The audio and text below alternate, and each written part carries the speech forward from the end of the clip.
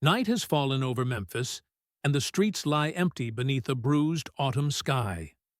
Elvis Presley's Cadillac slips up the boulevard without fanfare. No guards, no sirens, just the unhurried pull of a man chasing ghosts. He kills the engine outside the old garage, where he once tightened spark plugs before the world knew his name. Inside, a single yellowed newspaper clipping hangs on the wall. A teenage Elvis and a girl in a white sweater, crowned King and Queen of the Tupelo 1953 prom. He lingers in the shadows, the memory like a heartbeat. 2 days later, a letter arrives at Graceland. He holds it in trembling hands and reads, "I wouldn't ask if I had another choice. I need you, not the star, but the boy I knew in '53. M." He whispers her name and sinks onto the bed. For the first time in years, the roar of his life falls away into an unexpected, aching silence. Let us know where you're watching from, and we hope you enjoy the story. The shoebox of vinyl records rattled under the counter fan in the Tupelo Public Library as Elvis Presley eased his guitar case onto the worn wooden pew. Dust motes swirled in the slatted sunlight that drank through narrow windows, pelting the linoleum floor with shards of gold. It was May 1953, and school would end next week. Yet Elvis sat alone amid the hush of tomes and catalogs, fingering the tuning pegs of his cheap acoustic with the gentle intensity of a man discovering a voice. He was 18, tall and lanky, with a posture that bent as if the weight of small-town expectations pressed on his shoulders. His hair was combed back, but a single curl flopped across his forehead when he lowered his head. He had arrived early, seeking a moment's sanctuary, where the only audience was the faded spines of old books. He wasn't sure he belonged on any stage, still too shy to believe that this worn guitar and a half-formed melody could lift him out of the cotton fields and the dust. That morning, the library door had squeaked just once, and Mary Ann Clark appeared. She was carrying a stack of reference books, her summer reading list, and wore a white sweater that gleamed like a promise under the fluorescent tubes. Her dark hair was pinned back with a wavy curl that caught the light, and her glasses reflected the margins of Beethoven scores she'd been studying. She sat at the far end of the pew, knees together, silent as the hush itself. Elvis noticed her first, when he caught the sound of low voices. 2 boys, junior jocks fresh from the football field, laughing with practiced cruelty. They sauntered toward Mary Ann as though prowling a field, rewinding the volume on their swagger with each step. "Look at the brainiac," one jeered, fingers snapping in mock applause. "What's the matter, Clark? Gonna run home to Mama when we talk real talk?" The other boy hoisted a set of encyclopedias and let them thud onto her lap. Mary Ann's eyes widened, then flicked to the door as though hoping for rescue. She smoothed her skirt, a faint tremor in her fingers. Elvis set aside his guitar. Heart thundering, he stood and crossed the aisle in 3 long strides. His voice was low, but carried the authority of something raw and unexpected. "Leave her alone!" The boys turned, disbelief breaking their flirt of bravado. "Mind your own, Presley," the larger one spat, stepping forward. But Elvis did not back down. The library hush deepened, librarians pausing at their desks. Finally, the boy let the books fall and backed off. Elvis helped Mary Ann gather her books, his hand brushing against hers for the briefest instant, a spark that burned brighter than any neon sign. She looked up at him with eyes both grateful and wary. "Thank you," she whispered, voice steady in its trembling. He offered a half-smile, cheeks pink. "Any time." Then he collected his guitar and retreated to the shadows. That night, the gymnasium pulsed with teenage energy. Streamers of red and gold hung from rafters. The floorboards echoed with jitterbug footsteps. Beneath a banner proclaiming Tupelo High Homecoming, the marching band finished its set and spilled laughing onto the sidelines. Elvis waited by the bleachers, guitar case slung over his back. He'd convinced the chaperones to let him play a set, just 3 songs, so that Mary Ann could dance without distraction. When he climbed onto the makeshift stage of stacked crates and plywood, the crowd cheered, but he kept his eyes on the edge, searching for her white sweater among the swirl of dance dresses. She stood there, center court, eyes downcast until the bandleader nodded. Then Elvis struck the first chord of a slow ballad he'd written in fragments, a melody that felt like breathing. His voice was quiet at first, slightly husky, then growing in confidence with each line. Across the gym, Mary Ann's posture softened. She raised her head, letting the music find its way into her soul.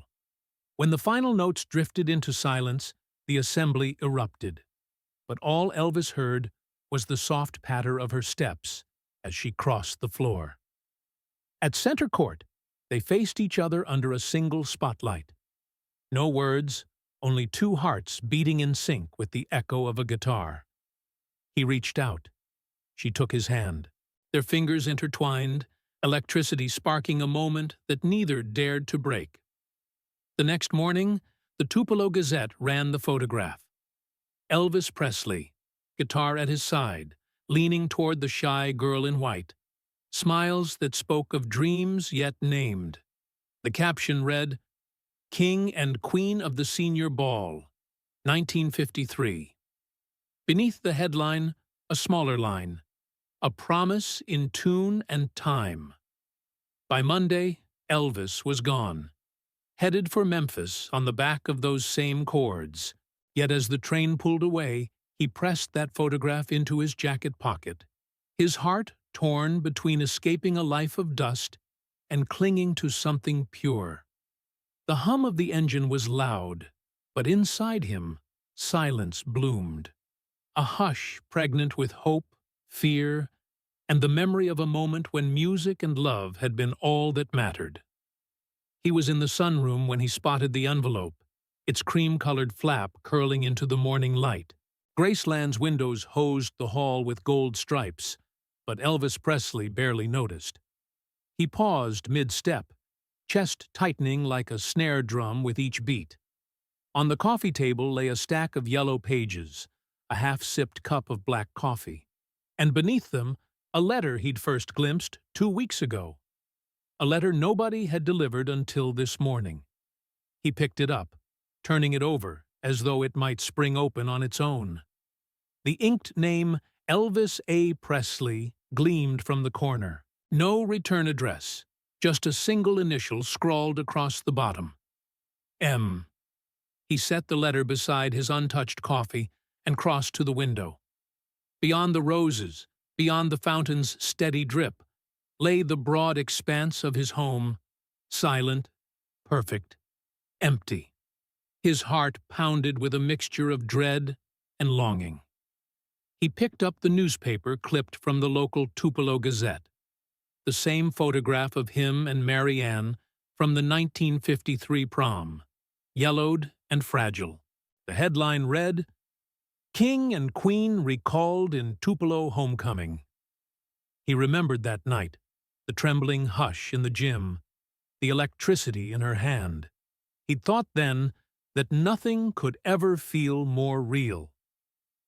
He sat at the oak dining table and ripped the letter open.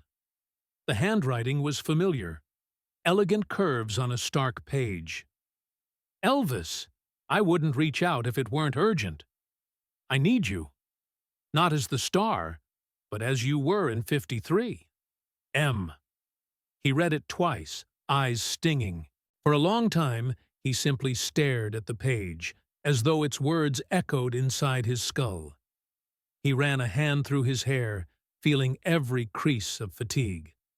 Then, unexpectedly, tears rolled down his cheeks, hot, unbidden, for the first time in countless years. He closed his eyes, head bowed, surrendering to a vulnerability he'd long buried under sequins and acclaim. When he looked up, the photograph still lay beside him. He picked it up, fingertips tracing the grain of the print. A memory surged of Mary Ann's shy smile, her breath catching mid-dance, the way her hair had shone under the gym lights. It was 1953 all over again, but now baptized by the ache of time. He stood abruptly, the chair scraping the floor. The letter fluttered to the ground. He strode down the hallway where newspapers and unopened mail lay, evidence of business as usual. He knelt and gathered each envelope, stacking them by date. Among them sat 2 copies of the same letter, yellowed by weeks of neglect. His jaw clenched. A staff member had let this cry for help lie dormant, unread, as if it were just another piece of junk mail. He jammed the pile into his jacket and walked to the study where his phone sat. He dialed the RCA studio and asked to postpone the evening session. No manager voice could hide his tremor. "Call the crew," he said, voice low. "Tell them I've got a personal matter. I'll be in Tupelo by morning." By dawn, the Cadillac Fleetwood brougham slid out of Graceland's gates, headlights slicing through the soft haze. Elvis sat behind the wheel himself, a rare choice, hands gripping the wheel as though it were Mary Ann's hand all over again. He drove south on Highway 78, the world waking around him. Each mile stripped away the veneer of superstar, leaving just a man haunted by a simple plea. He arrived in Tupelo just as the sun gilded the cotton fields. The town looked smaller now, no longer the promise of escape, but the cradle of roots he'd almost forgotten. He turned onto Elvis Presley Boulevard, the name still startling on the sign. He steered toward the old auto repair shop where he'd once changed spark plugs and coaxed engines to life. The building's paint was peeling, the windows cloudy with age. Yet there, on a sagging pegboard inside, hung the same clipping, the 1953 photograph of him and Mary Ann, encased in a cracked plastic frame. He pushed the door open, the bell above it shrilling in protest. Inside, the scent of motor oil and rust drifted to welcome him home. He walked slowly past the workbenches, past the wells of light, where mechanics knelt like surgeons, and paused before the clipping. Fingertips hovering over the photograph. He felt Mary Ann's presence, the way her eyes had bridged the gap between their worlds a lifetime ago. He tugged at his collar, steadying his breath. 2 days ago, this shop was just a landmark on a map. Now it was a threshold. He reached out and touched the frame, and for the first time in years, Elvis Presley let himself remember not the roar of crowds, but the purity of a single voice calling his name. He slipped the letter from M into his jacket pocket, folded and warm. Outside, the engines of life hummed in the morning light, but here, beneath the flicker of fluorescent shop lights, time slowed. Elvis turned and walked to the office door, determination hardening in his step. In that moment, he was not a king returning to his court, but a boy seeking the courage to answer the heart's true summons. He parked the Cadillac Fleetwood brougham at the end of a narrow, pine-lined driveway and let the motor tick down. The early October sun slanted through the branches, casting mottled shadows across the asphalt. He smoothed the crease in his jacket, familiar habit when nerves churned, and climbed out. The house was modest, white clapboard with a sagging porch roof, a single brass mailbox by the door. No grand columns, no marble steps, just a place someone called home.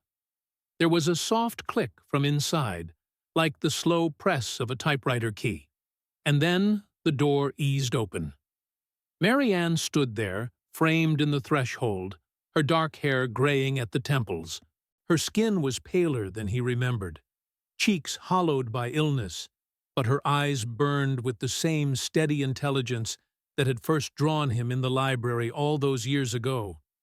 She wore a simple dress, the fabric stretched gently across her shoulders, and held a stack of papers in one hand, typed pages, yellowed at the edges. He swallowed. Words lodged in his throat. "Mary Ann," he said finally, voice low. "It's me." She blinked, as though testing whether the words were real.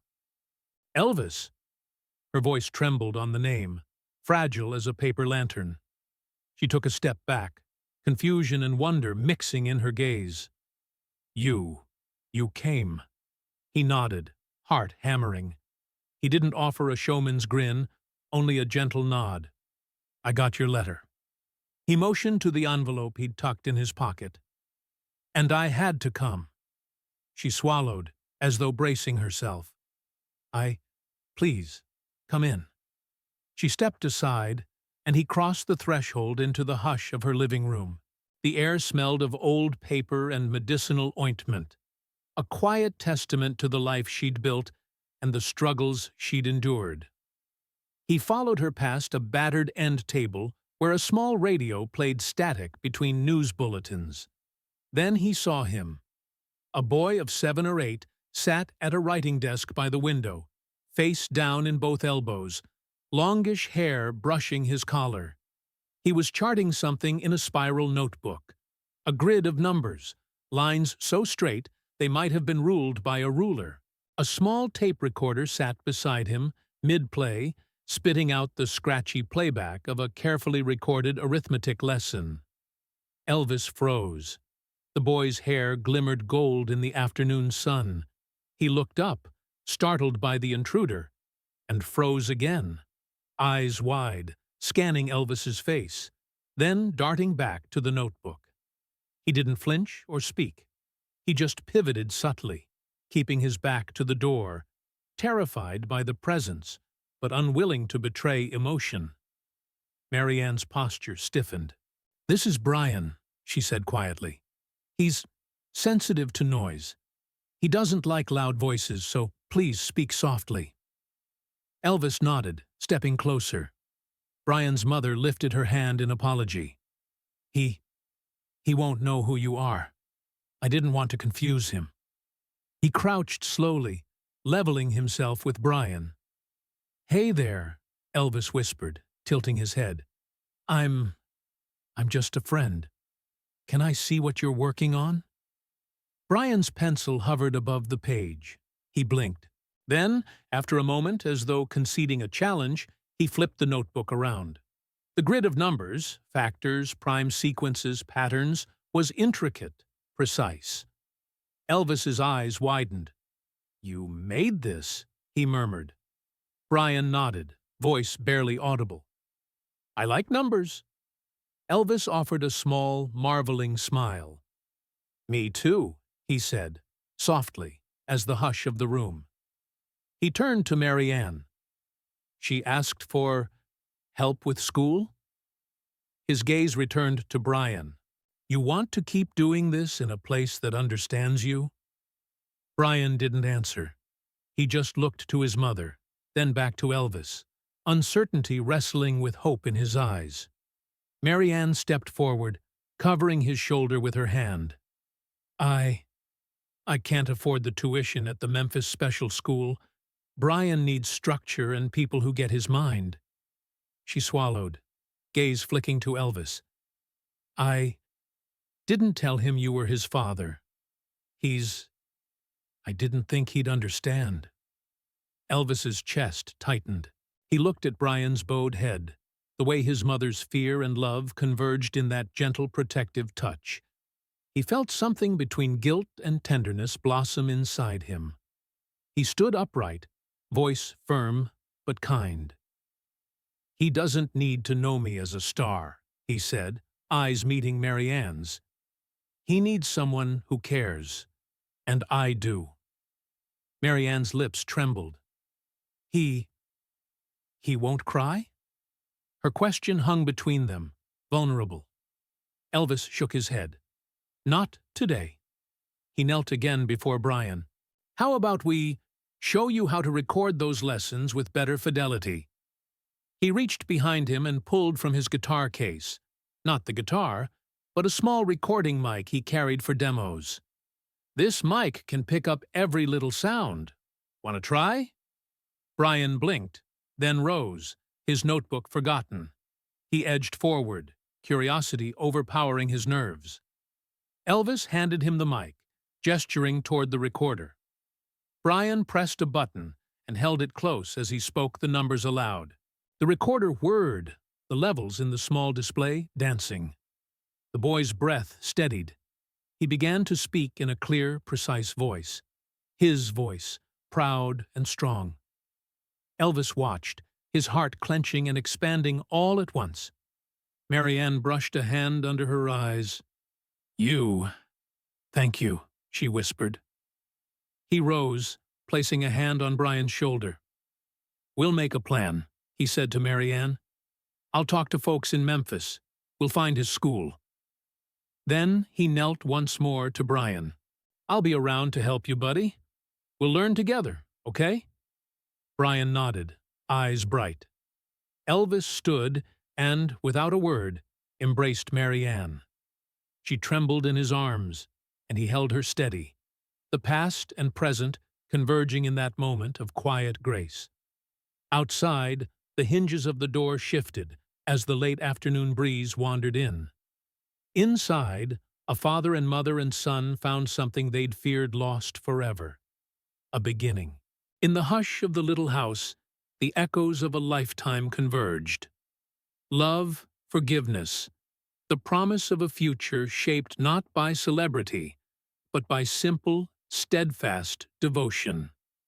That evening, the lamplight in Graceland's dining room cast long shadows across the polished mahogany table, its surface laid with china plates rimmed in gold and crystal glasses catching the glow of tapered candles. The chandelier overhead trembled softly, as if stirred by an unseen breeze that whispered through open windows, carrying magnolia scent into the room. Elvis Presley stood at the head of the table. No sequins, no cape, only a crisp white shirt and dark slacks, the lines of his posture wary, yet welcoming. Marianne Clark sat to his right, across from his daughter Lisa Marie, in a pastel dress that caught the light when she moved. Between them, a small place setting had been reserved for Brian, marked with a folded napkin. The table was set simply but generously. Roast chicken, fresh greens from the estate's garden, buttery corn, and warm biscuits still steaming beside a silver dish of honey. The servants moved quietly in the background, refilling water and exchanging discreet nods, as though aware that this meal was something more than a courtesy. Elvis poured Marianne a glass of ice water, then sat, fingers laced in his lap. The initial silence was a tapestry of emotions, gratitude, tenderness, the weight of unspoken years. Outside, crickets began their evening chorus. Inside, the hush held them firmly in place. Marianne lifted her hands to the glass, then let them fall to her lap. He cleared his throat softly. "I'm glad you came." His voice carried across the table, gentle but firm. She met his gaze, eyes steady. "Thank you for inviting us." She glanced at Brian, whose small frame sat rigid as he examined the rim of his plate. I hope he's hungry." Lisa Marie smiled and reached across the table to squeeze Brian's hand. He looked up at her for the briefest instant, then back to his chair, the corners of his mouth twitching in a shy response. They ate slowly, the conversation light at first. A question about the gardens, a remark on the weather. But each word carried undercurrents of something deeper. Elvis talked about the summer concerts briefly, mentioning how Memphis always felt like home. Marianne nodded, then told of Brian's latest arithmetic discovery, the way numbers formed patterns that comforted him. Brian's face brightened at the topic, and for a moment his mother's worry eased. As plates were cleared, A hush fell again. Elvis stood and offered his hand to Mary Ann. She rose, smoothing her skirt, and they walked together through the paneled corridor toward the back wing. Lisa Marie trailed behind, her steps light in new slippers. Brian lingered near the table before following. He paused beside a doorway etched with gilt letters, "Recording Room." Elvis caught his son's eye and nodded, silently granting permission. Mary Ann hesitated at the threshold, then offered Brian a gentle push. Inside, the recording room was both familiar and foreign to Mary Ann. A cavern of soundproofed walls, velvet curtains drawn back to reveal a baby grand piano in one corner, microphones on stands, and a control desk lined with reels of tape and blinking meters. The lights were low, casting the equipment in a warm amber glow. Brian approached the piano and lifted the lid, revealing ivory keys worn smooth from years of use. He sat on the bench, studying the instrument with reverence. Elvis and Mary Ann stood behind him, framed in the door's arch, witnesses to a quiet miracle. The boy placed his fingers on the middle C, hesitated, then pressed the key. The note shimmered in the silence. He lifted his hand and played the next two notes, tentative but accurate. Then, as though recalling a distant dream, he struck a chord progression in a slow, deliberate pattern. D major to B minor, then E minor, notes that only one person had ever taught him. Elvis felt his breath catch. It was the opening phrase of the song he'd written for Mary Ann on that long-ago prom night, never recorded, never performed beyond that dusty gym floor. The melody wove through the room, carrying the weight of memory and the promise of redemption. Mary Ann stepped forward, tears glistening in her eyes. I showed him that song every night before bed," she whispered, voice thick with emotion. "It was our lullaby. I thought it would stay in my heart alone." Elvis remained rooted to the spot, chest tightening. Brian's small hands traced the familiar progression as though mapping the contours of a secret world. The notes hung in the air, imbuing the chamber with the tenderness of first love and the ache of lives that had grown apart. When the final chord faded, a hush deeper than any night settled over them. Brian closed the piano lid and rose, his expression calm but triumphant. He turned to his father, eyes shining, and offered a small nod. Elvis swallowed, the lump in his throat stubborn. He could have spoken, declared the truth of fatherhood, explained years of absence. Yet in that moment, words seemed inadequate. He simply stepped forward and placed a hand gently on Brian's shoulder, his thumb brushing against the boy's shirt. Mary Ann exhaled, relief and love mingling in the hush. Elvis looked at her, nodding faintly as though seeking permission. She offered a small, grateful smile. Without another word, Elvis led them through the door, his arm around Brian, Mary Ann at his side, Lisa Marie close behind. They walked the silent halls of Graceland, each step a chord, in an unspoken song of family reclaimed. In the foyer, the grandfather clock chimed softly. Elvis paused, looking back at his home now brimming with new life. The solitude he'd carried since stardom felt less like a crown and more like a mantle he was finally ready to lay down, offered back to those he loved. And in the gentle echo of the clock's final chime, they stood together, a family shaped by time's passage, yet bound by the simple, profound resonance of a melody that had come home at last. The kitchen light glowed soft and steady above the square formica table, casting the polished edges of silverware into gentle relief. A single bulb hung low in its brass fitting, illuminating only what sat beneath it. Two half-empty teacups on saucers, a small bowl of butter pâté, and the scrap of notebook paper Mary Ann had used to jot down a shopping list. Outside the window, The magnolia branches stirred in the night breeze. Inside, the hush felt almost sacred. Elvis Presley leaned back in his straight-back chair, one hand resting on the tabletop, the other curled in his lap. He wore the well-worn denim shirt he favored at home, its collar softened by years of washings, and his dark hair, loosened from the day's formality, fell in gentle waves at his nape. He didn't speak. Instead, he watched Mary Ann as she settled opposite him, her shoulders angled protectively around a worn, leather-bound diary. She took a trembling breath and opened the journal to a page she'd marked with a faded ribbon. The lamp's warm glow revealed her hands, pale and delicate, tracing the margin in search of the right spot. Elvis's gaze followed each flick of her thumb, quietly offering her space. "I never wrote after you left, not because I didn't want to," she began, voice unhurried, "but because I saw your face on every billboard, every magazine cover. God, they plastered your name everywhere. How could I ask for more, when the world was already asking you for so much?" He nodded once, eyes steady. No haste, no questions, not yet. She turned a page, 21st January 1957, her fingers moist. "That year, my life changed again," she said softly. "My mother died. The farm sold off. I was alone for the first time in my life." A single tear traced down her cheek, and Elvis reached over, covering her hand with his. She paused, letting his thumb brush the back of her knuckles.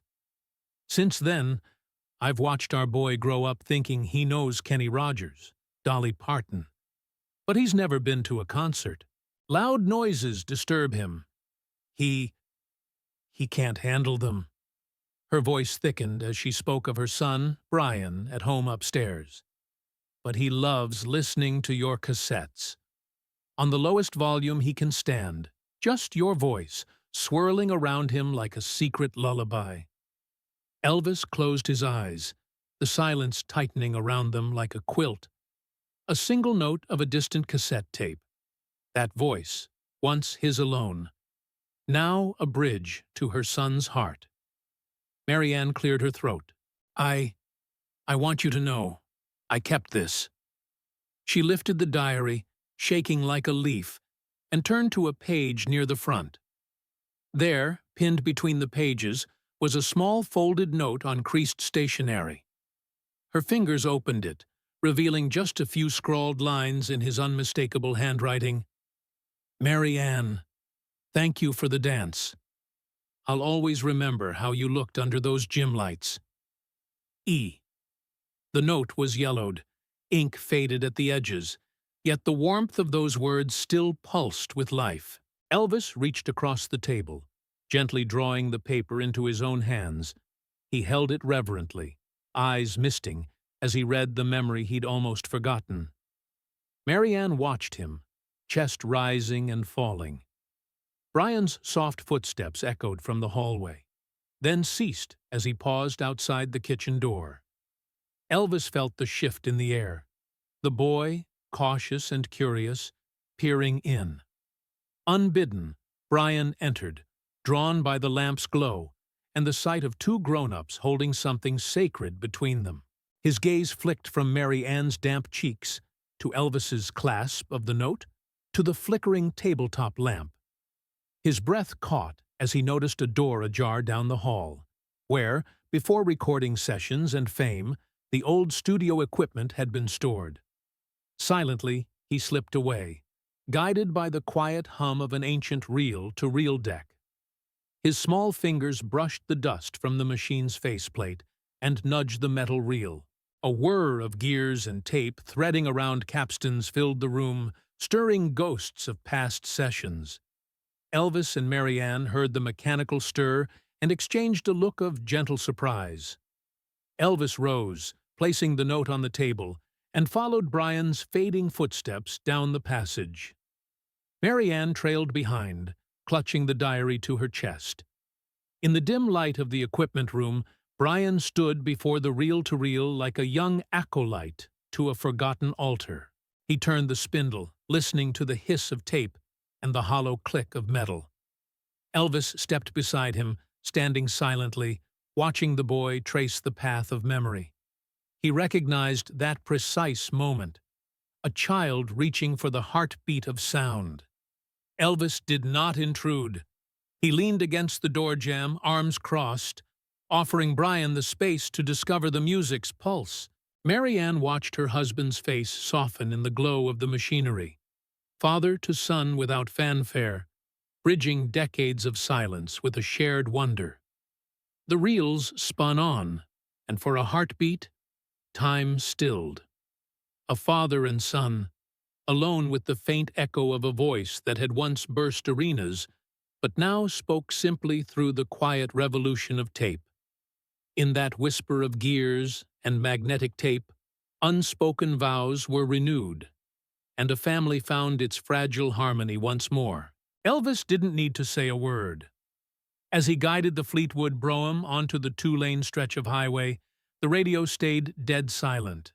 The hum of the V8 and the soft crunch of gravel under tires were the only soundtrack.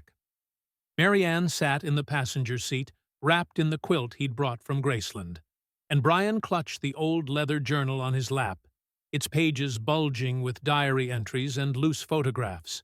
All through the night they drove south, past shuttered storefronts and amber-lit crossroads, the world slipping behind them like a half-remembered dream. When dawn's first gray fingers brushed the horizon, Elvis eased the car into a gravel lot beside a low brick building marked Tupelo Elementary School. The gates were locked, but the chain hanging loose from the rusted latch gave them silent permission to enter. He killed the engine and reached across to unbuckle Brian's seatbelt. The boy's eyes, still heavy with sleep, glittered with anticipation as he scrambled out, journal tucked under one arm. Elvis followed, stepping onto the dew-cooled grass where clover and centipedes lay folded. Mary Ann joined them, her hand finding his elbow. They moved toward the playground, where the swings creaked in the morning breeze, empty swings, tethered to rusted chains dripping with dawn's chill. At the end of the blacktop, a faded concrete step led to a row of tall wooden doors. Elvis fitted the key he'd brought into the lock, an old skeleton key, cool against his palm, and twisted. The bolt drew back with a brittle click. He pushed one door open, and the classroom beyond yawned in silence. Oak desks with carved initials, chalkboard still mottled with chalk dust, and above it, a bronze nameplate that caught the pale light. Miss Clark's second grade, 1953. Mary Ann's breath caught. She stepped past Elvis, ran a finger along the metal edge as though touching a heartbeat. The morning sun slanted in narrow bars through the windows, illuminating Motown posters scrawled with crayon and a dusty globe perched on the teacher's desk. Brian darted between desks, tugging at the worn laminate tops. He paused at one in the third row, his own height. He knelt and parted the desk's lid, eyes widening at the etched carving. Mary Ann, 2B. Elvis watched him, chest tight.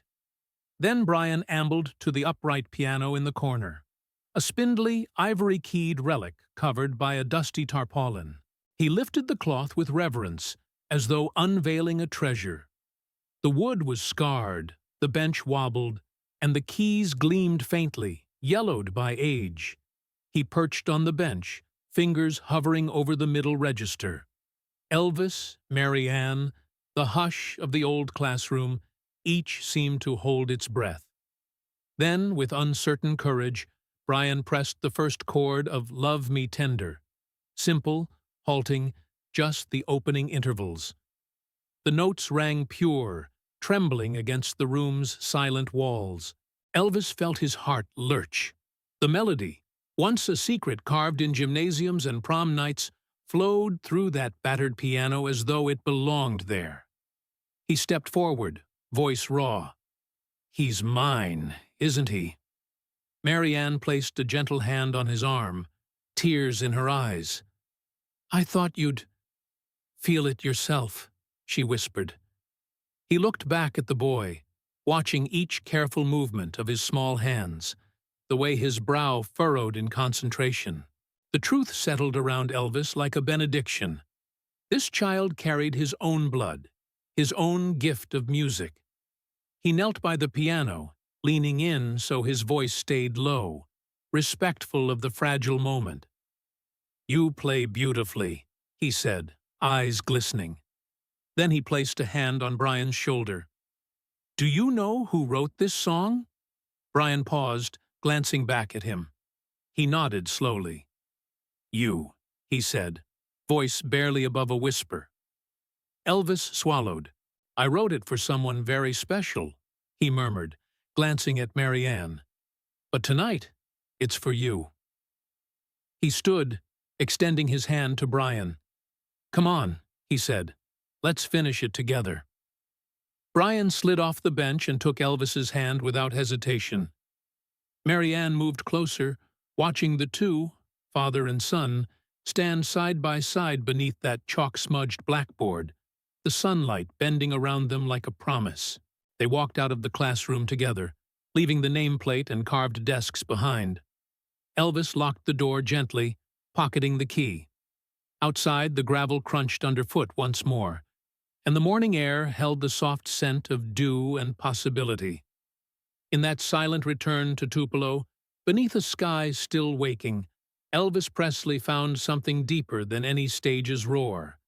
A quiet reckoning of legacy and love carried forward by the small, resolute hands of the boy he now knew to be his own.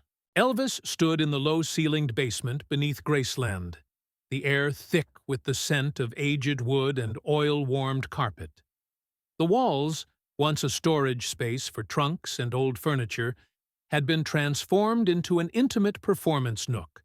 Strands of soft fairy lights looped along exposed rafters, illuminating the space in a honeyed glow. A small cluster of musicians, an upright bass player, a brushed drum kit, and a single steel guitar slide, waited expectantly beside a microphone stand borrowed from the ballroom. At the far end, Brian stood on a riser of wooden crates, watching the setup with wide, questioning eyes. Beside him, Marianne hovered, her hand palm up as though holding back both pride and protectiveness. Lisa Marie, still in her party dress, perched on a folding chair at the side, her legs crossed, one foot tapping in time with her quickened heartbeat. Elvis slipped into the spotlight's warm circle, guitar slung low. He met Brian's gaze, steady, unguarded, and nodded once. No words were needed. This was a stage without an audience, a song without artifice. The drummer brushed the kit's rim, the bass's wood sighed into the mic, and the steel guitar's strings tuned themselves to a gentle hum. Elvis raised his hand, signaling the count. The hush enveloped them, a silence deeper than any stadium roar, pregnant with possibility. Then his fingers traced the first chord of a lullaby, slowed to a lull, a gentle E major, sliding into C-sharp minor, the melody he had first sung for Marianne under prom lights. Only now the notes drifted between father and son, a private benediction. Brian watched the curves of Elvis's fingers on the fretboard, his small chest rising in rhythm with each resonant note. The men at the instruments closed their eyes, folding into the hush as though it were the final note of a symphony. Elvis began to sing, voice low and reverent. "Love me tender, love me sweet, never let me go." His words floated upward, caressing the rafters, finding every corner of the room. Marianne's breath caught. Here was the secret lullaby of her past, reborn in the present for her son. The melody swelled, not with orchestration, but with the weight of decades, of promises whispered under gymnasium lights, of letters never sent, of a child's first steps into a father's arms. Midway through the second verse, Brian stepped from the crates and approached the microphone stand. The instrument softened to a whisper, letting his small voice join the duet. "You have made my life complete." He faltered on the high note, but pressed on, embodying the courage he had forged in silent practice. Elvis smiled, guiding him with his own timbre, their voices weaving into one thread of tenderness and belonging. When the final refrain drifted into stillness, Brian's hand found Elvis's. For a heartbeat, the room held its breath. Then applause erupted. Soft claps from Lisa Marie and Mary Ann. The creak of floorboards as the musicians rose to their feet. But the sound that lingered was quieter. Brian's tears shining in the lamplight as he pressed his cheek against Elvis's side. Elvis knelt, gathering Brian into his arms, guitar still dangling from his shoulder. He whispered into the boy's ear, voice hushed yet strong, "You knew I was real, didn't you?" Brian nodded, sniffing. "I knew," he murmured. Mary Ann stepped forward, wrapping both of them in a slow embrace. No words spoke the magnitude of what had passed, only the tight press of their bodies together. Lisa Marie joined, slipping an arm around her brother's waist. In the afterglow, the basement felt like a sacred chapel, their breaths a quiet liturgy. The only witnesses were the instruments, silent now, but humming with the resonance of truth. That love forged in melody needs no stage, and that acknowledgement, spoken or unspoken, can heal the deepest echo of absence. Elvis rose last, the quiet hum of the fairy lights reflecting off his unadorned shirt.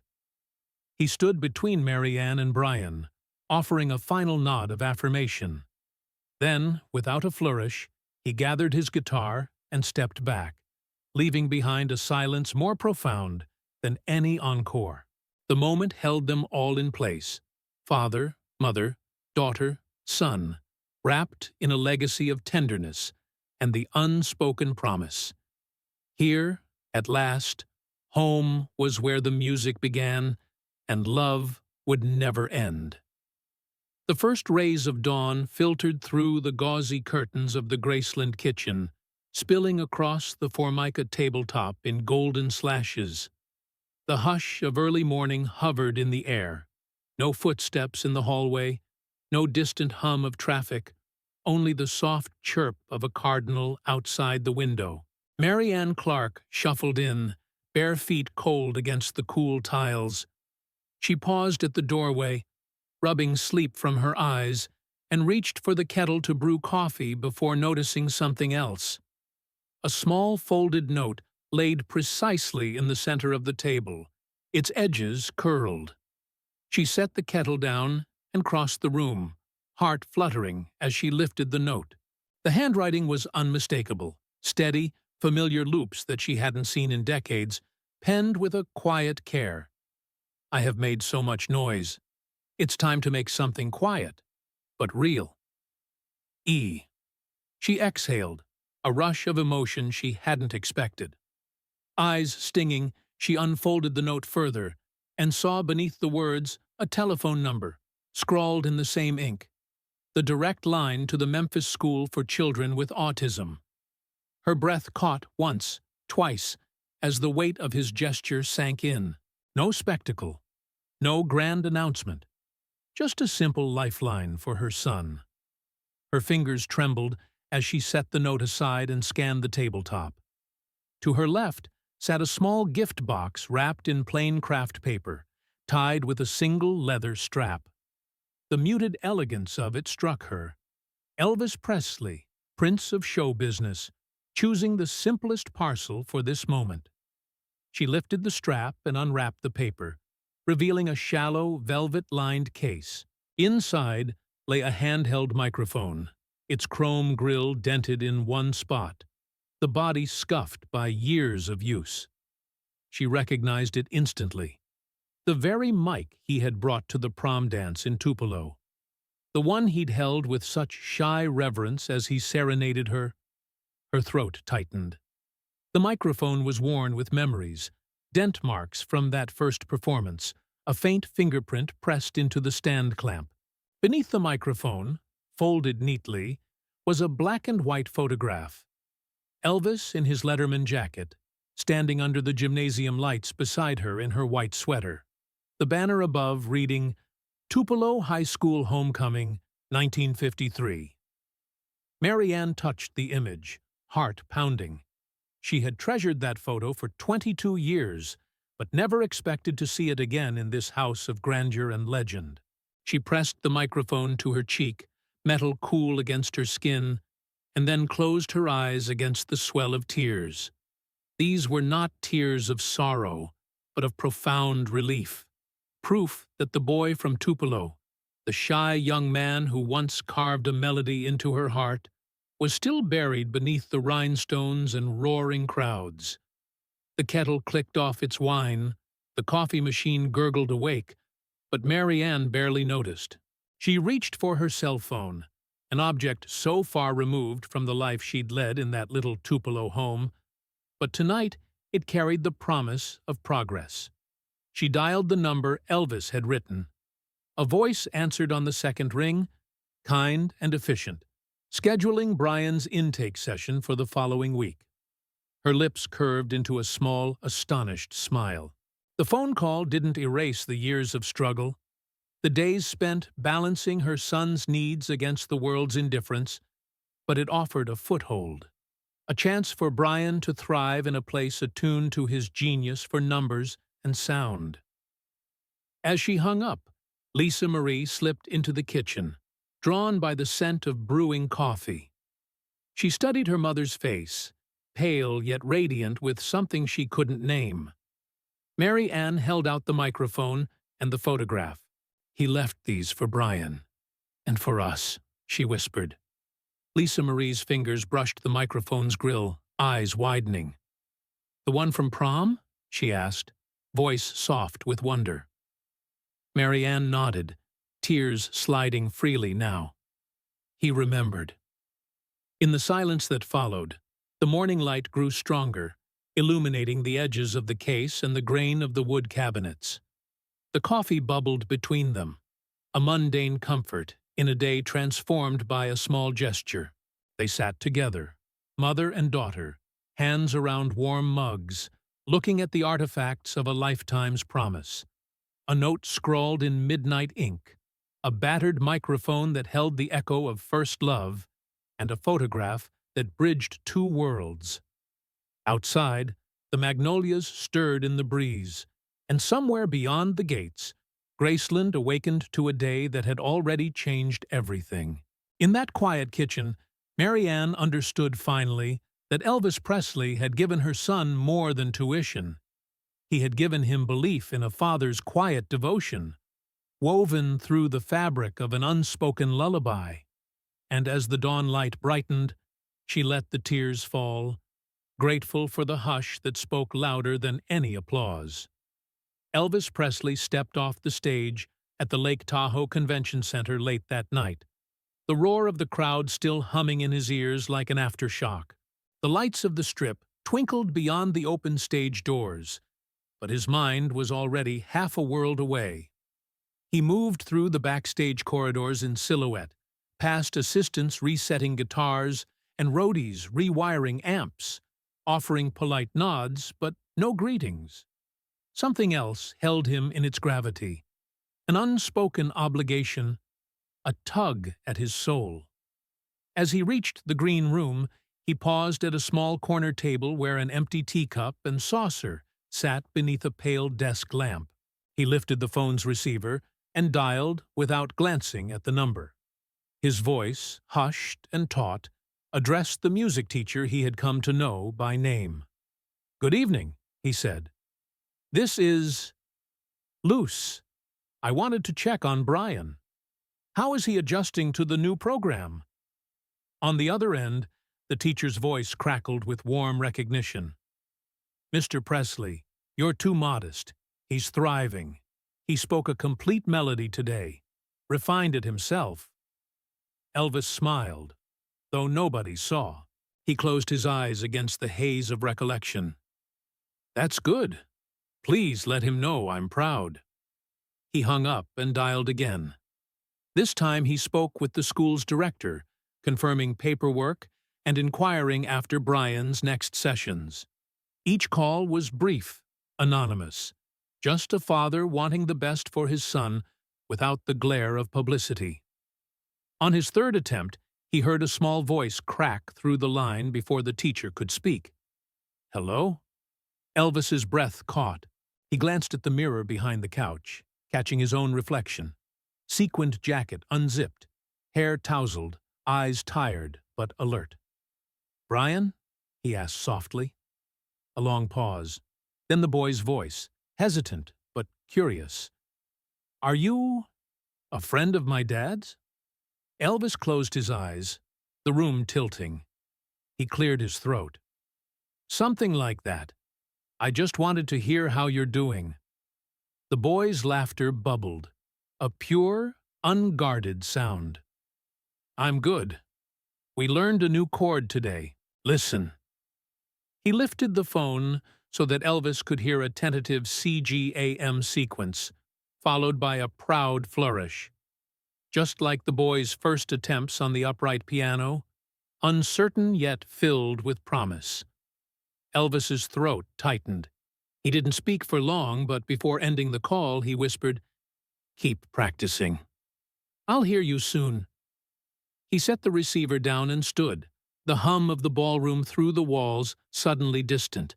The echo of Brian's playing lingered in his thoughts, a reminder of why he'd come. Moments later, the music staff tapped on his dressing room door. Elvis opened it, his posture rigid.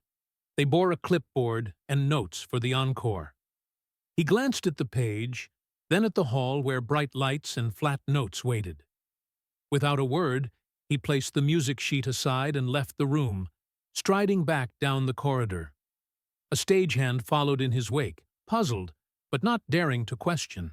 Elvis passed the mirrored vanity, where fan letters fluttered in silk envelopes, photographs of himself on the wall, all signed "Love Elvis" or "Thank you for being Elvis." One photograph caught his eye, a candid snapshot of him and Marianne Clark in front of the Tupelo High banner. It was unsigned, edges curled, a relic he'd forgotten. He paused, lifting it from the wall, then tucked it into his jacket pocket. In the green room, the sound crew hit a fanfare on stage. He didn't mount the platform. Instead, he stood silent among the amplifiers, feeling the weight of two worlds converge, the deafening roar of fans and the tender hush of a son's first melody. When the announcer called for the encore, Elvis stepped through the curtains and took the mic with an ease born of decades. Without introduction, he began a verse no one out in the hall would recognize.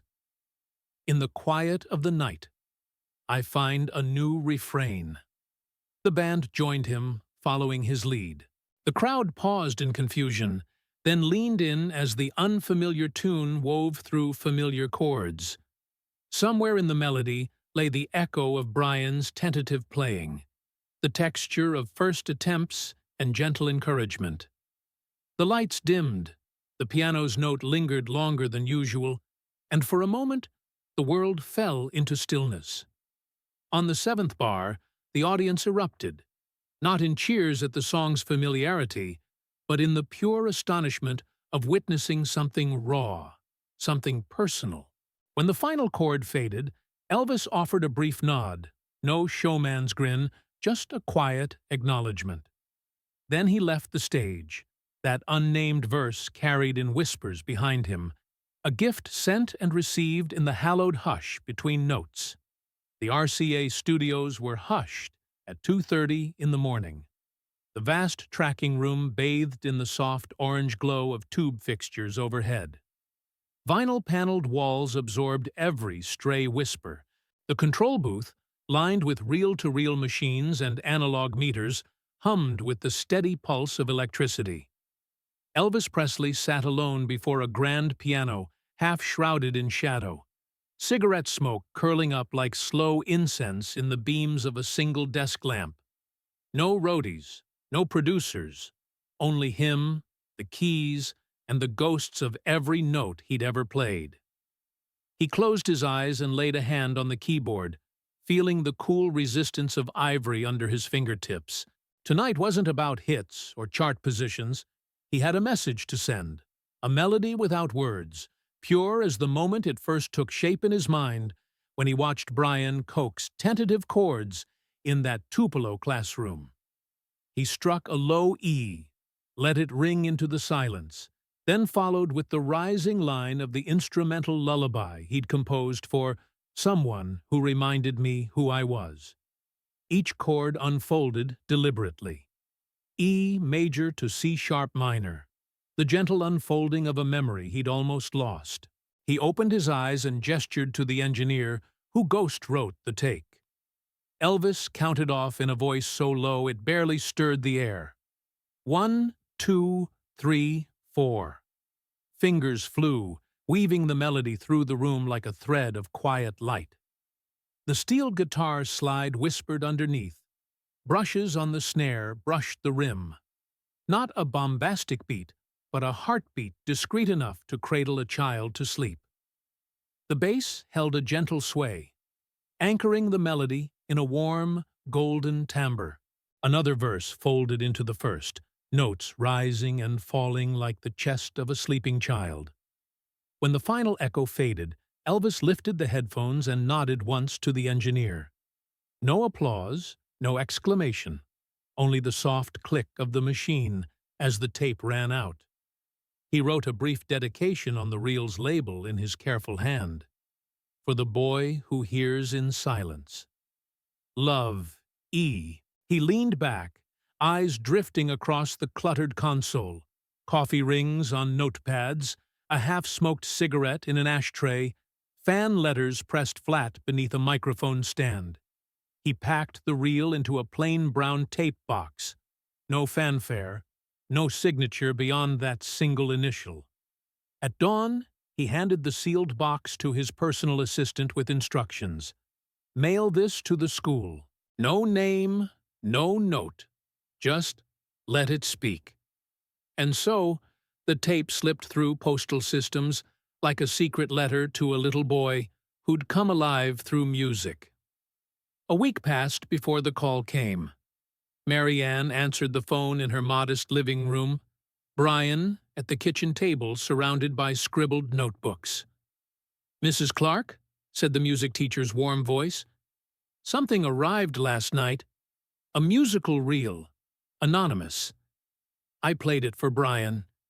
And I have to tell you, he reacted in a way I've never seen." He closed his eyes, intently listening. Then he began to hum along, improvising new variations on the melody. He even wrote his own counter-melody on paper. The director wants you to hear that he's blossoming. He's discovered absolute pitch. Mary Ann's fingers tightened on the phone.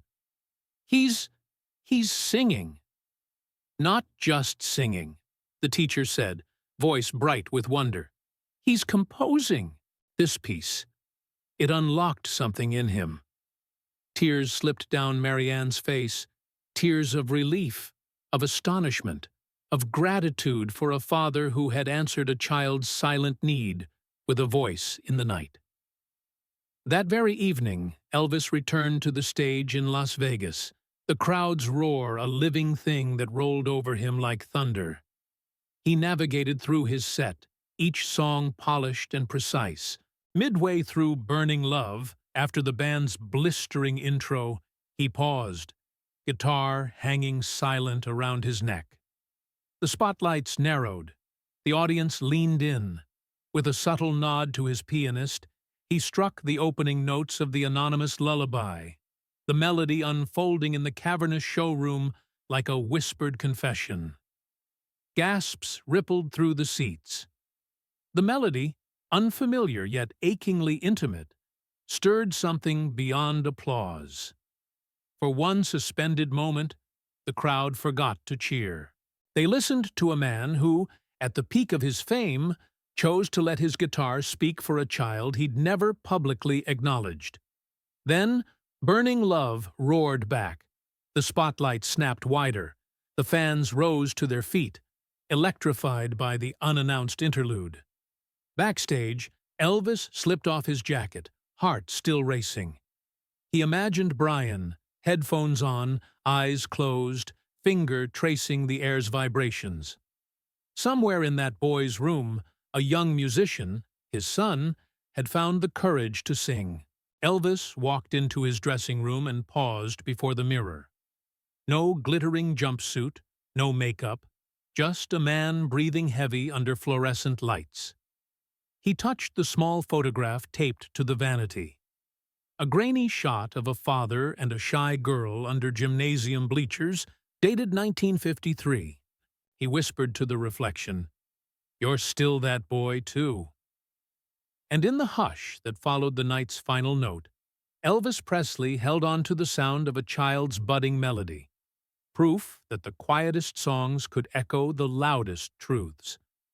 The showroom lights glittered like constellations against the velvet darkness.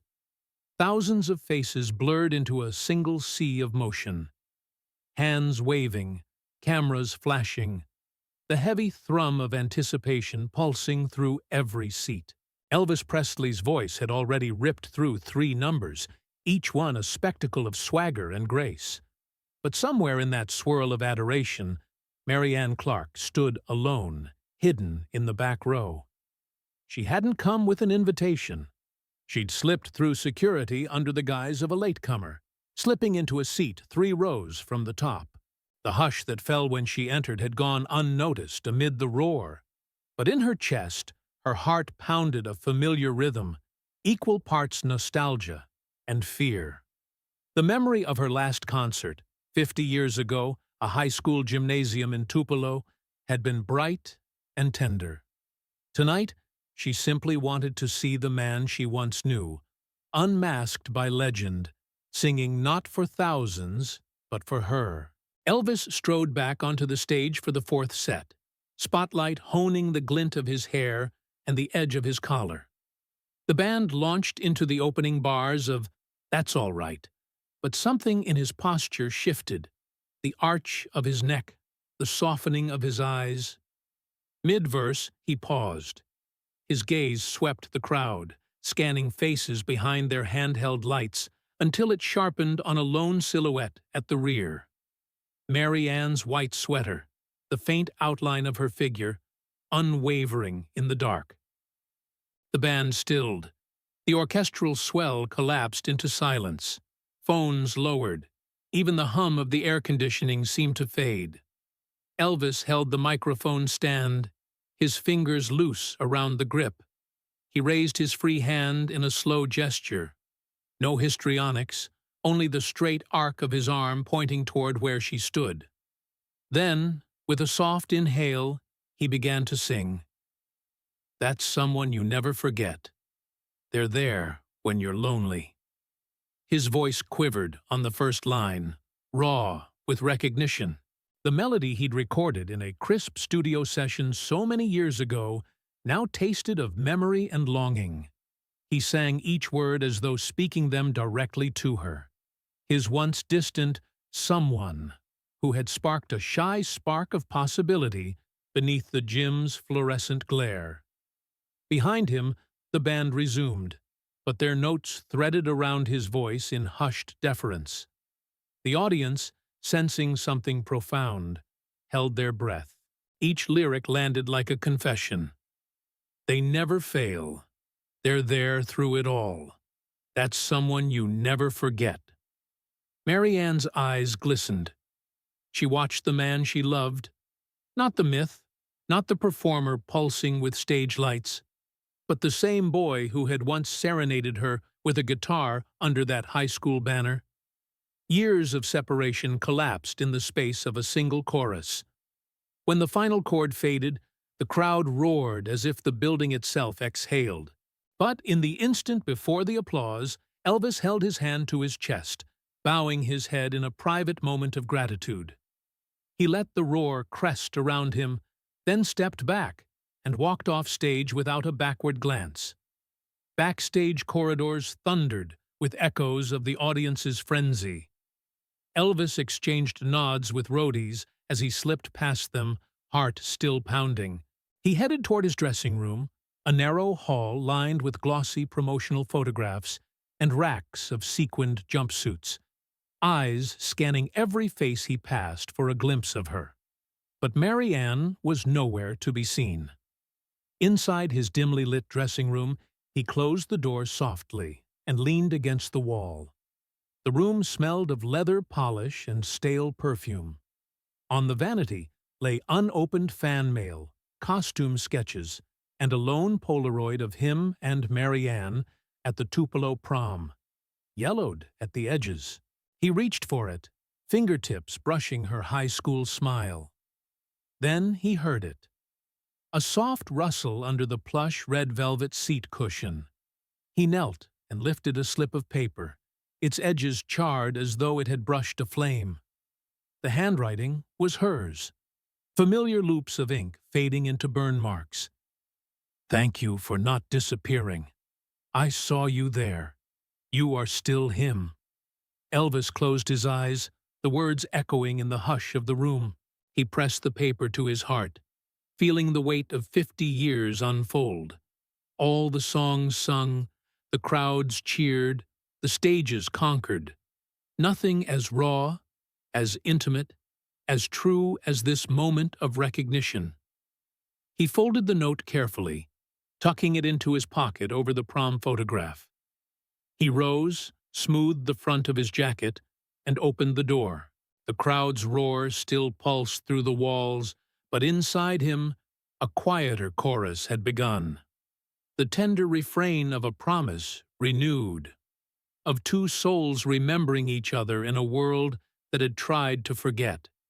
And as he stepped back into the glow of the stage lights, Elvis Presley stood taller, no longer just the king of rock and roll, but the boy from Tupelo, forever singing for the one person who remembered him first. Elvis eased the Cadillac Fleetwood brougham to a stop on the cracked blacktop outside the modest brick facade of the Memphis School for Exceptional Youth. Just as a low autumn sun slanted through the tall pines, he killed the engine and sat for a moment, his reflection winking in the windshield, sequined shirt jacket tucked into the seat beside him, unneeded tonight. He donned a nondescript gray cardigan and lowered the tinted glass. No guard posted. No cameras will see him here. He crossed the parking lot, each footstep muffled by fallen needles, and paused at the front door. A small sign in neat lettering read, "Music and Life Skills Program," with Mrs. Clark's name scrawled beneath. He tucked his hands into his cardigan pockets and slipped inside, the automatic door whispering shut behind him. The hallway was narrow, lockers echoing with clinks and clicks of latch mechanisms. The walls were lined with student artwork, bright crayon bursts depicting smiling suns and soaring birds, an artist's promise of hope. He kept his eyes low, head angled slightly, as though he were just another visitor, a parent coming to watch. At the end of the hall, a placard marked Room 22. Music therapy hung beside a plain wooden door. The room beyond was glass-walled, humming with activity. Inside, bright morning light fell on a half-circle of chairs. In the center, Brian sat at an upright piano, small hands poised above the keys. Next to him, a stool held a reel-to-reel tape recorder, its dials set to capture every nuance. Elvis stood at the threshold, watching. The instructor, a kindly man with salt-and-pepper hair and suspenders, prompted Brian to play the melody he'd been working on. The boy began again, cautious at first, then surer, his fingers dancing across the ivories. Then, to the astonishment of everyone, Brian began to hum the tune in a clear, pure voice. His own voice, yet tinged with the same vulnerable lilt Elvis knew so well. Elvis felt a catch in his throat. He stepped back from the glass, pressing his hand to the cold frame, as though that simple touch might bridge the gap between them. He saw the way Brian's gaze flicked upward when he reached a high note, the faint smile that crossed his face at his own achievement. Then, through the open door, footsteps echoed. Marianne opened the door quietly behind him, her cardigan a soft echo of his own. She stopped short when she saw him leaning against the frame. For a heartbeat, he thought she might retreat, mistake him for a staff member. But instead, her eyes widened with a mixture of surprise and relief.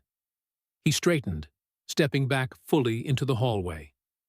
"Good morning," he said softly, voice almost lost beneath the piano's final chord.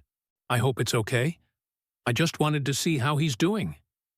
Marianne crossed the threshold, her posture wary yet trusting. "You came," she whispered, then steeled herself. He's made so much progress." Elvis inclined his head. "I hear him." His gaze drifted back to Brian, who had turned the tape off and was studying the instructor's nod of approval. "He has a gift."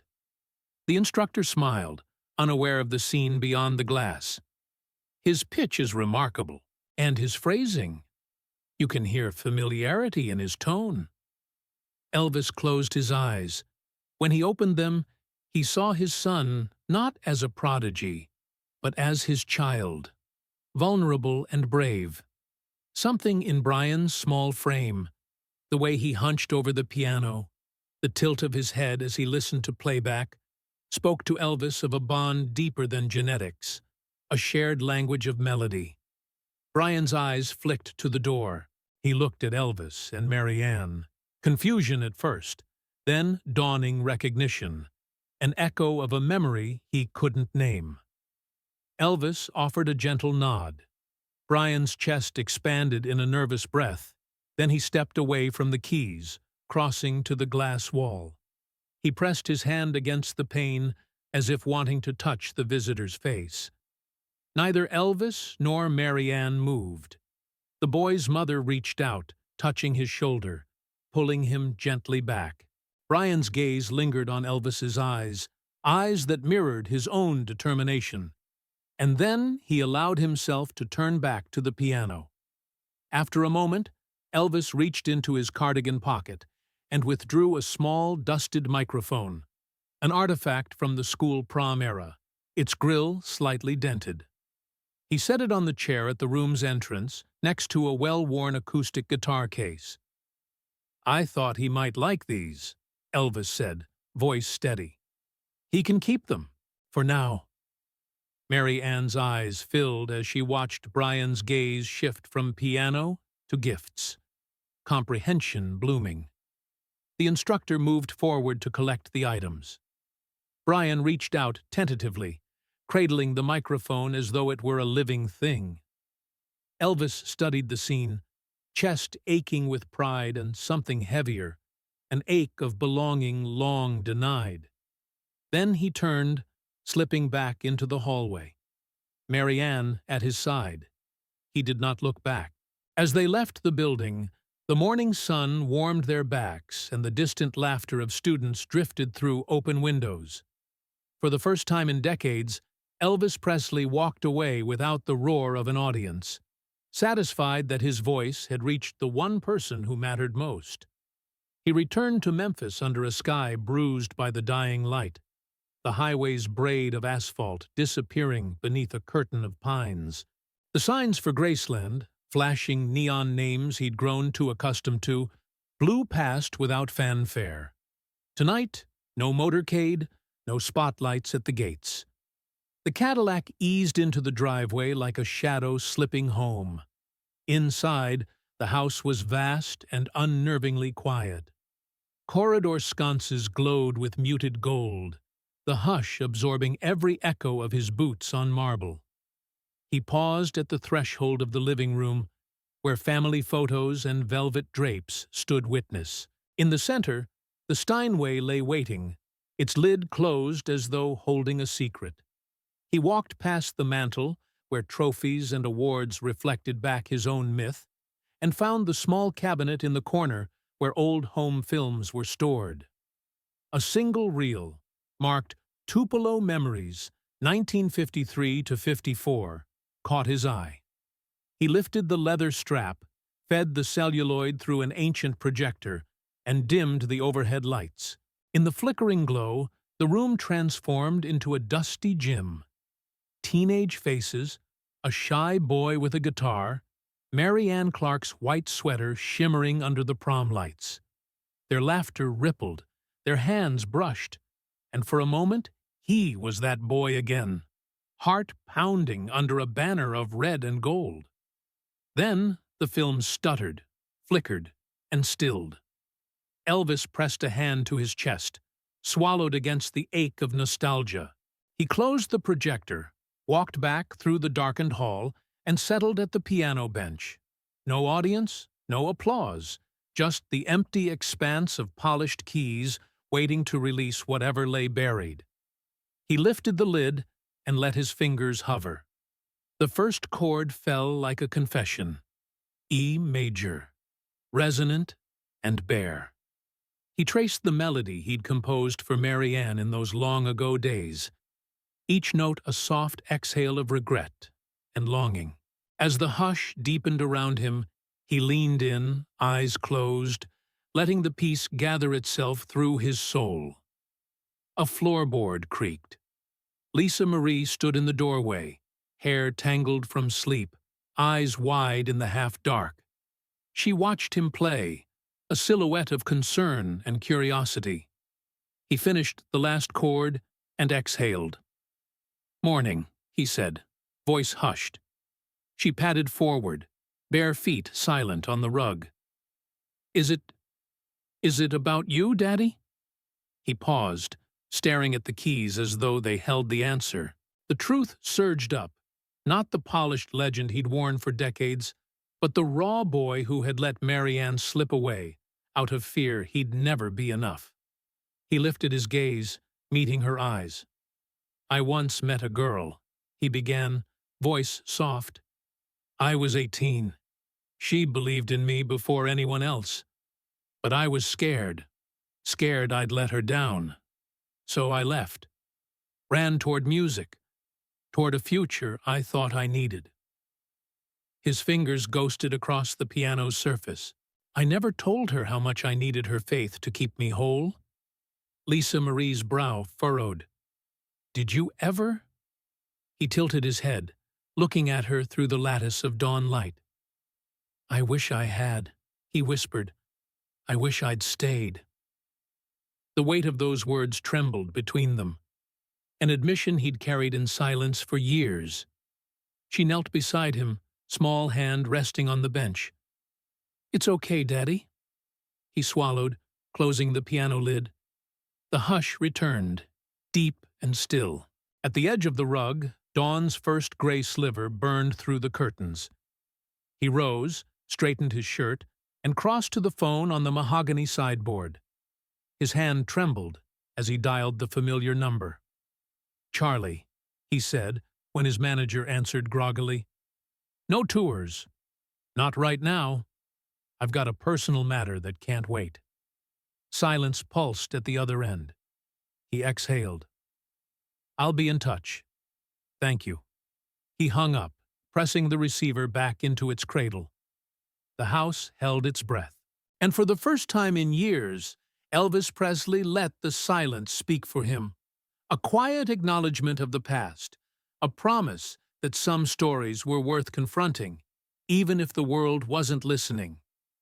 Elvis pressed the knocker twice, letting its copper tone echo across the wooden porch before Mary Ann came to the door.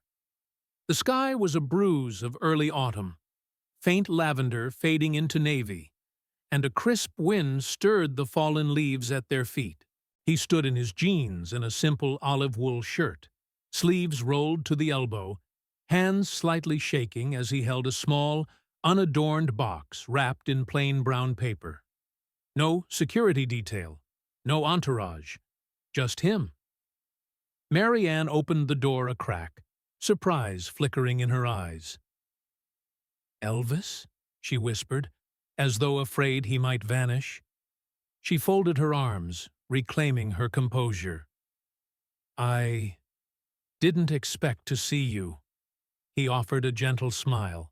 "I hoped you wouldn't mind me dropping by." He stepped onto the porch. "Can I come in?" She stepped aside wordlessly, and he followed her into the living room, where the fire flickered low in the hearth, casting dancing shadows on the walls lined with family photographs and Brian's sheet music.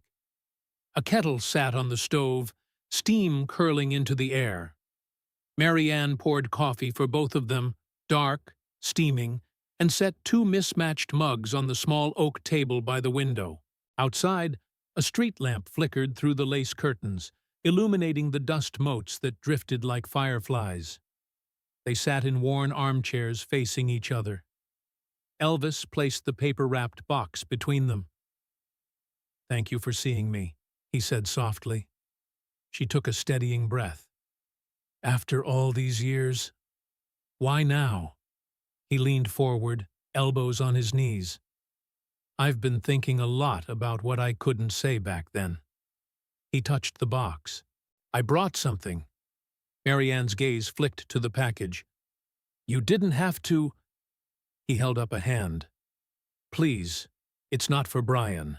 It's for you." Her brow knotted in confusion. "For me?" He unwrapped the paper, revealing a simple wooden box with wrought iron hinges. His hands trembled as he lifted the lid. Inside lay a leather-bound notebook, its edges frayed, the spine embossed faintly with initials. E.P. "For years," he said, voice low, "I wrote my heart in here, not for the stage, never songs you heard on the radio, just phrases, memories, lines I never turned into hits because they were all meant for you." Mary Ann's fingers hovered, but didn't reach. "Elvis," he shook his head, lips pressed tight. "I never wanted you to feel like I forgot what we had.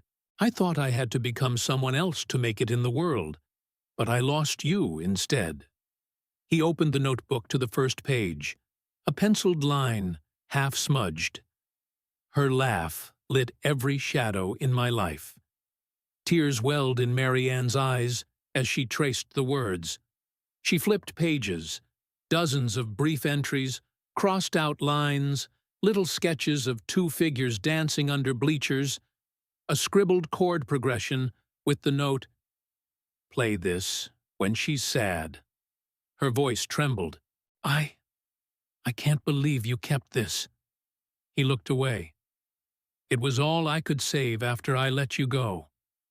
I didn't have the courage to ask you to stay, but I hoped these words might mean something later."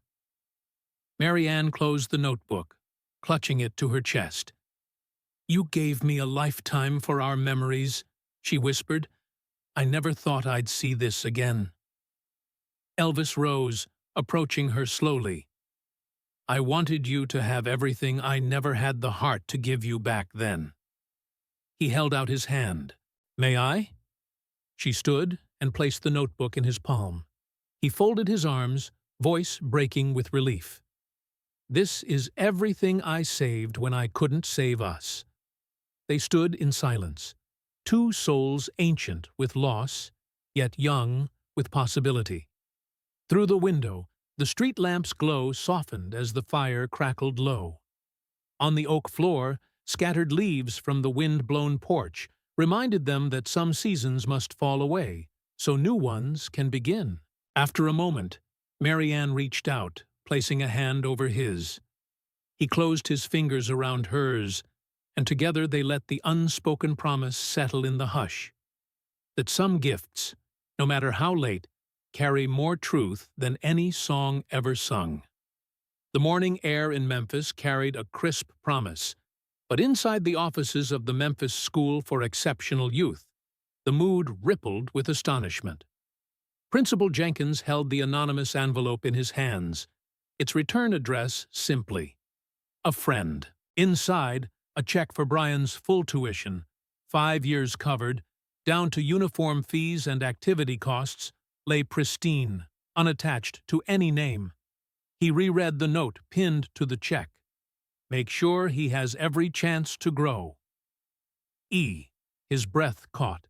He handed the check to Mrs. Clark, who sat across from him in the modest office, her eyes wide with disbelief. It must be from a philanthropist, Jenkins offered quietly. But look at that signature. Just E. Mary Ann's hand covered her mouth. She recognized the handwriting, the elegant, slanted E she'd seen before. Tears filled her eyes as she whispered, "It was him, wasn't it?" Jenkins nodded with solemn respect. "Your son's scholarship is secured, thanks to someone who believes in his promise." At that moment, across town at the Silver Star Theater, Elvis Presley was pacing behind the velvet curtain. The heavy scent of makeup and stale smoke mixed with the tension of anticipation. Tonight was advertised as a routine summer engagement, but Elvis had other plans. He pressed a hand to his forehead, recalling Mary Ann's tear-streaked face, Brian's shy smile, and the note promising education. He signaled to Joey, his trusted stage manager. No opening act, no costume change. Just me, a mic, and a stool. Joey raised an eyebrow but nodded. "Right away, boss." Back at the school, Mary Ann gathered the check and note, sliding them into her satchel as she prepared to pick up Brian. The hallways echoed with children's laughter and piano lessons. She felt the weight of hope settle in her chest. For the first time, the future looked bright enough to breathe.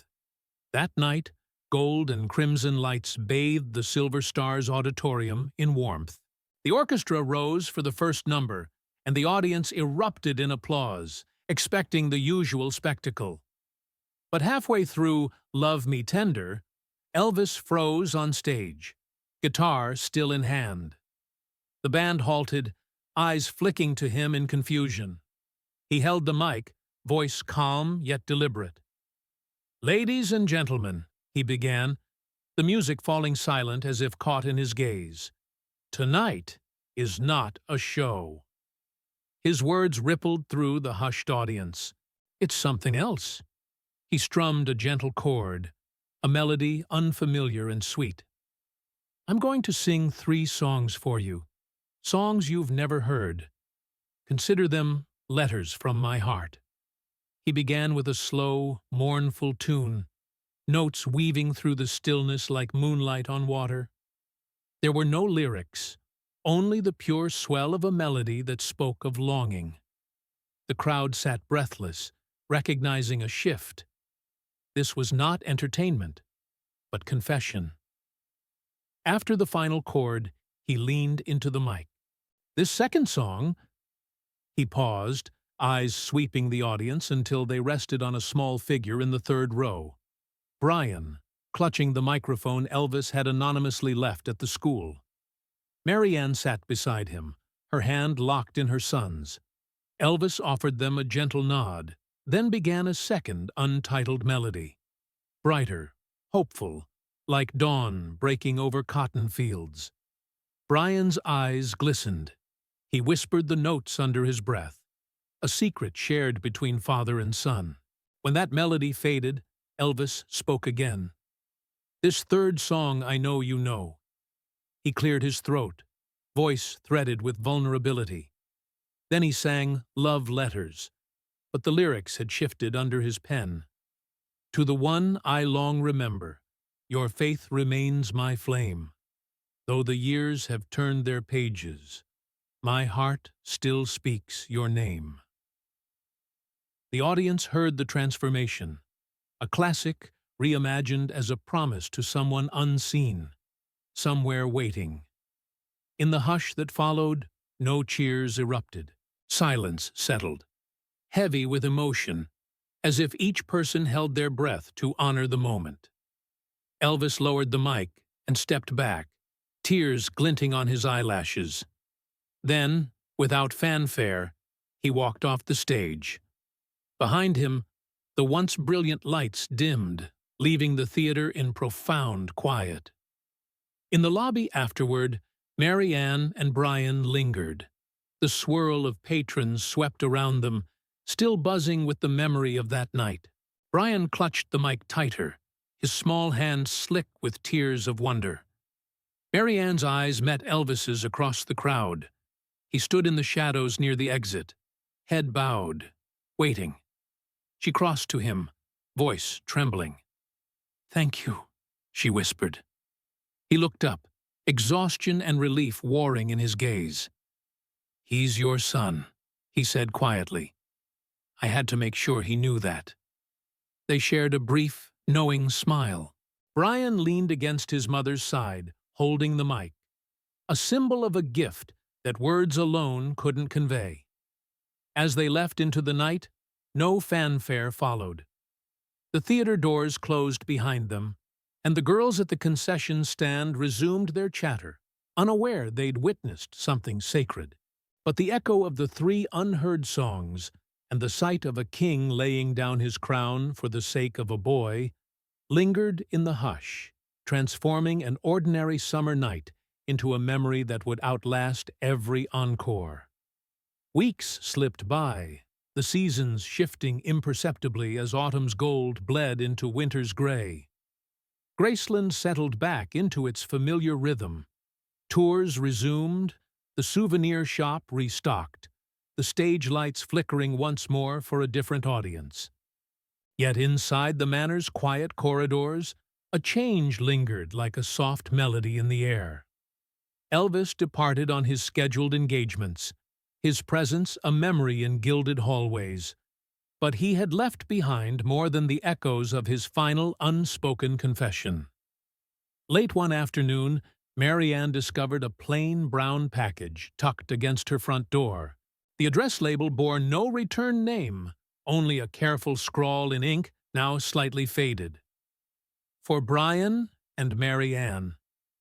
She lifted the box gingerly, feeling its unexpected weight, and carried it inside. The room felt suddenly hushed, the Christmas decorations and everyday clutter receding into shadow. She set the package on the kitchen island and knelt beside it with Brian at her side. His eyes, bright with curiosity, danced over the tape deck sitting in the corner. She undid the twine and peeled back the craft paper to reveal a black plastic cassette case. Taped beneath was an envelope, cream-colored, and sealed with a single blue wax stamp, indented with the cursive E. Hands trembling, Mary Ann broke the seal and withdrew a folded letter in fine stationery. She read aloud, "My dear Mary Ann and Brian, if you are hearing this, then I have already gone. Do not mourn me, for I have spent all I had to give, my voice, my heart, living for moments like these. Brian, you taught me more than I taught you.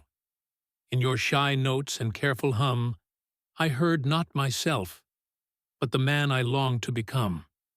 Thank you for reminding me that music's truest power lies in making someone feel seen. Mary Ann, you carried our memories in your hands when I could not. Please accept this. E." Brian reached across to press play on the deck. The tape clicked, whirred, and the familiar hiss gave way to Elvis's voice. Older, but unmistakable, carrying a warmth that no amplifier could magnify. "Hello, Brian and Mary Ann. This is me, talking to you one last time. I wanted to say thank you for letting me be your father, even when I was lost in the lights. You helped me find myself again." His voice cracked slightly, the raw emotion seeping through. Brian's eyes shimmered. Mary Ann pressed a hand to her heart, tears slipping down her cheeks. "Brian, never let anyone tell you that silence means absence. My life roared like the arenas, but in your quiet, you gave me grace. And Mary Ann, I owe you every melody I wrote and every dream I chased. If ever you need a home, know that these walls stand for you." The recording continued with soft piano chords, an instrumental reprise of that private lullaby. melody without words, but packed with sentiment. The tape ended on 2 seconds of pure silence, a deliberate void heavier than any orchestral finale. Marianne clutched the cassette and let her to her chest. Neither of them spoke for long moments. The only sound came from the buffet clock ticking away the seconds. Finally, she folded the letter and placed it in Brian's small hands. His thumb brushed the seal, as though holding a fragile relic. Then, tucked beneath the cassette box, they found another envelope, smaller, more delicate. Inside was a brass key on a simple chain, its cut stamped with the outline of Graceland's gates, and a note. If you ever need a place to call home, your porch will always welcome you. She lifted the key, letting its weight settle into her palm. He's left us the key to his world, she whispered. Brian nodded, swallowing hard. Nearly 2 years later, after the world had mourned and the legend had cemented itself beyond any man's name, Marianne stood at the edge of Graceland's driveway with Brian beside her, now 14 and taller than she could remember. The December air bit at their cheeks as she inserted the brass key into the gate's lock. It turned with ease, surprising after so long. The iron swing opened, its quiet groan the only sound in the stillness. Marianne climbed into the front seat of her old station wagon. Brian settled beside her, the leather-bound notebook of Elvis's private melodies in his lap, the original prom night photo tucked inside. His fingers curled around the worn cover as she shut the door. For a long moment, they sat in silence, the mansion's columns etched against the cloudy sky. Then Marianne reached across and turned the ignition. The engine purred, and the car rolled forward.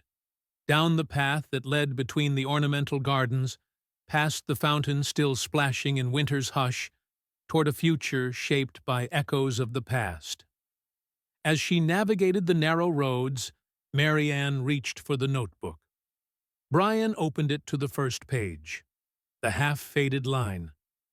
Her laugh lit every shadow in my life, scrawled in Elvis's hand.